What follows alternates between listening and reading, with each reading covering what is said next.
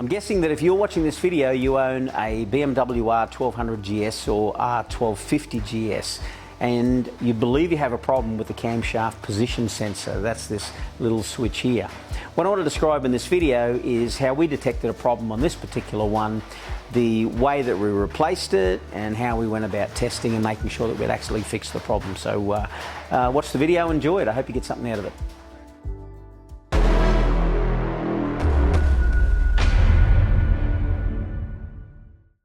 Camshaft position sensor. The first that you're going to find out that you've actually got a problem is you're going to get a warning light on the dash, and it's not going to tell you you've got a camshaft position sensor problem. It's just going to say that you've got an engine controller problem.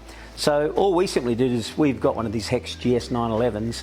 We put it on the bike, we went into the engine controller and we read the faults, and then we tracked it down and we find that the fault is associated with this camshaft position sensor. Now this little sensor here is located on the left hand side underneath the cylinder head.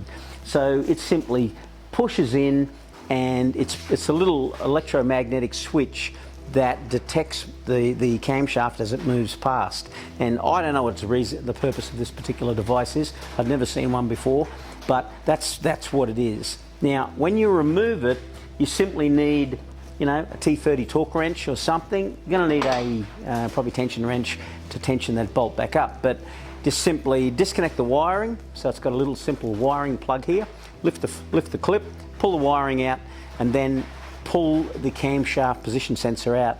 About a ½ litre of oil will fall out, so you don't need to drain the oil or anything for that. You just need to catch that little bit of oil that comes out with it.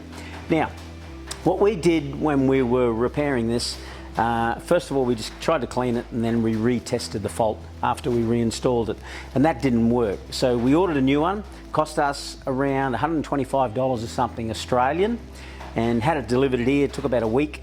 Once we got it, then all we simply did was put the O-ring on it from the old one, and then we slipped it back into the motorcycle, reconnected the wiring, topped up the oil, and then we put the HEX GS-911 back on the device and then cleared the fault codes. And then it was simply a matter of starting the engine up, running it, and making sure that the fault didn't appear again, and voila, it was fixed. So, you know, I don't know if cleaning actually fixes these things, because it's a solid state electromagnetic switch.